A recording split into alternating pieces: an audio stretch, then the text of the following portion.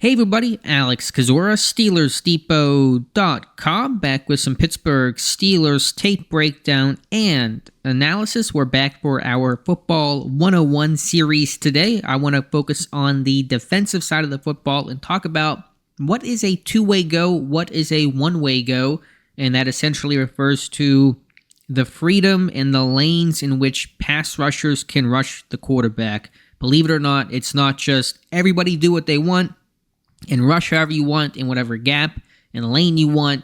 It's not a free-for-all. It's structured. It's coordinated within the idea of keeping the quarterback within the pocket and also within the confines of the play call and the rush. So let's talk about that today. A two-way go as a pass rusher means you can rush in either gap. You can go in either, both, two directions. And I'll post on screen right now a photo from Dick LeBeau's 2002 Bengals playbook that illustrates the two-way go, and you'll see the T, the tackle there, as he refers to as the left tackle, having a two-way go, meaning he can rush the inside gap or the outside gap. And so that's obviously different from a one-way go, where if you see the end to his left, the left defensive end here has a one-way go. He can't rush inside. He's outside. He's responsible for containing the quarterback in the pocket. So that is, in essence, the two-way go, as the name implies. You can rush two ways. So we'll take it back to the tape here, and from 2002 to 2022, the Pittsburgh Steelers taking on the Cincinnati Bengals in Week 1, and I want you guys to focus on Alex Highsmith and Cam Hayward. On this rush, we're going to see Alex Highsmith with a two-way go, meaning he has the freedom to rush inside or outside based on the tackle set. And so with the guard coming down and kind of squeezing the gap here and focusing on Cam Hayward, at least initially, and the tackle setting up a little bit wider, wondering and trying to take away that speed rush, you're going to see Highsmith counter with that potent inside spin move that he has that worked well throughout most of the year, although I think tackles caught on late in the season. So if Highsmith has the two-way go, that means Hayward does not have the two-way go because he can't have the freedom to rush into the A gap or the B gap, because if Highsmith wants to rush into the B gap, you're not putting two defenders in one gap. You're bringing the offensive lineman over. So A, the rush will not get home. It will not work. And B, you're going to leave escape lanes for the quarterback. And obviously, you don't want that. You want to have a structure to a pass rush. And so this example, Hayward rushing down the A gap here. Highsmith, a two-way go, spins inside and cleans this one up with the sack. Now, I will say, if you're going to have a two-way go as the outside, kind of more contained guy, my saying has always been if you're going to rush inside, you better get home because you're losing some of that contain. And you see Highsmith get the pressure. It flushes Burrow, who has a potential escape lane, but kudos to Cam Hayward, who kind of, will mask some of these things and overlap, knowing I have a one-way go here. I probably won't get home to the quarterback. Let's not maybe rush as hard, get eyes on the quarterback, swat down the pass, or in this case, kind of cover for Highsmith as he rushes inside and Burrow escapes to his left, our right. And so Hayward has that veteran savviness. He's talked about that before, either covering for mistakes or just kind of running some of that overlap and wearing different hats because he's a veteran guy that's seen it all before. So again, the focus here though, Hayward, one-way go into the A gap, Highsmith, two-way go. He can rush outside or inside into the B gap based on how the line slides and how the tackle sets him. And ultimately, that pressure is enough to flush Burrow. Hayward with great contain, and Highsmith ends it with a sack.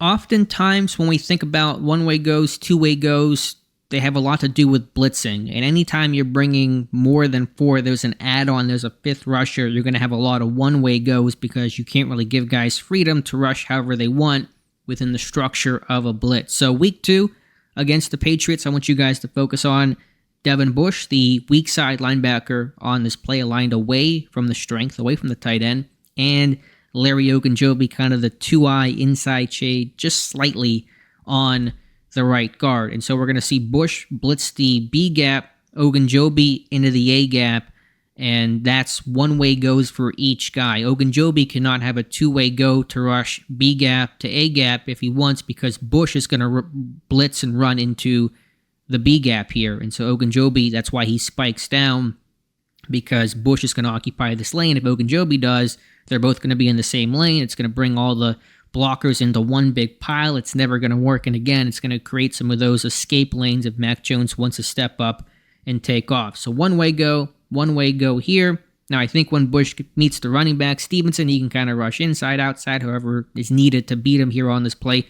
Obviously, it does not, beat the block on this example, but that's the structure of the rush. A lot of blitzes, a lot of one-way goes. If it's a four-man rush, you're going to traditionally get more two-way goes, give those guys more freedom.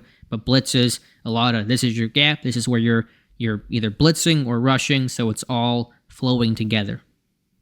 Last example comes from 2021 against the Denver Broncos, and Henry Mondeaux, the 3-tech, lying right here on this play. Remember Henry Mondeaux, long hair, athletic, ran down kicks, tryout guy from Oregon. And the reason why I bring this one up is because I was doing a bit of research and digging on past things I've written or noted on two-way goes before, and on this play, a sack by Mondeaux, his first in the NFL, he specifically mentioned having a two-way go. So there's no guesswork here from my part. I know he had a two-way go on this play because he said it. So to run this thing through, he's got the two-way go on the right guard. He can win inside or outside. He can rush B gap or A gap depending on how the guard sets. And as he said, and as you'll see, the guard sets a bit more outside.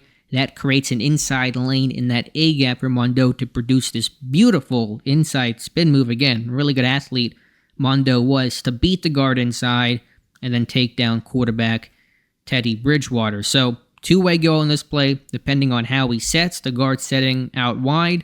The center occupied by the nose tackle Isaiah Buggs allows Mondeaux the freedom and the ability to rush inside, and that is the two-way go. Now, I imagine here Isaiah Buggs has a bit more of a one-way go. He can't rush the A-gap crossing the center's face because Mondeaux has that freedom. So you see Buggs occupy that A-gap and really just draw that center's attention. So again, coordinating here, if he's got a two-way go, then Buggs has a one-way go.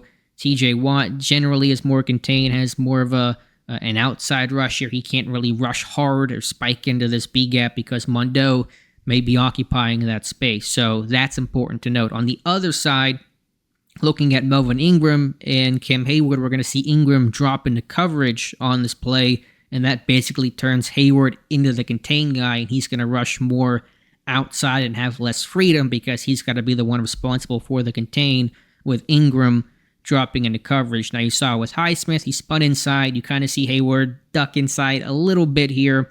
There probably is some nuance and some freedom, and again, you're going to duck inside. You better get home. You better make the play, otherwise it's on you if the quarterback escapes. But you're seeing how the whole thing, the whole rush gets coordinated. Two-way go, one-way go, drop into coverage, contain.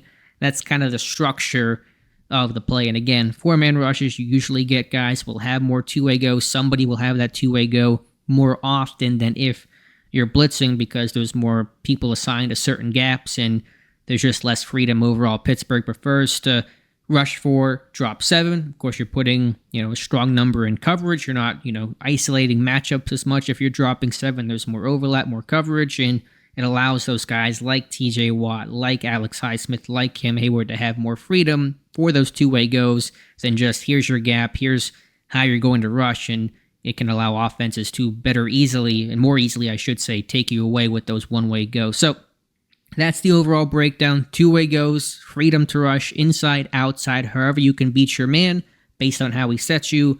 One-way go, you're responsible for really a gap in just one area. You don't have quite as much freedom. So I want to just recap that and kind of go over that. It's an important part of defensive line play and a pass rush. It's a unit. It's a pass rush. It's not just one man for himself. There's a structure. There's an art to it. There's objectives and things that you have to follow. And so I wanted to highlight that today. So let me know your thoughts in the comments below. Appreciate you guys watching. Be sure to like this video. Subscribe to the channel. I would really appreciate that. Again, thank you for watching, and we'll talk to you soon.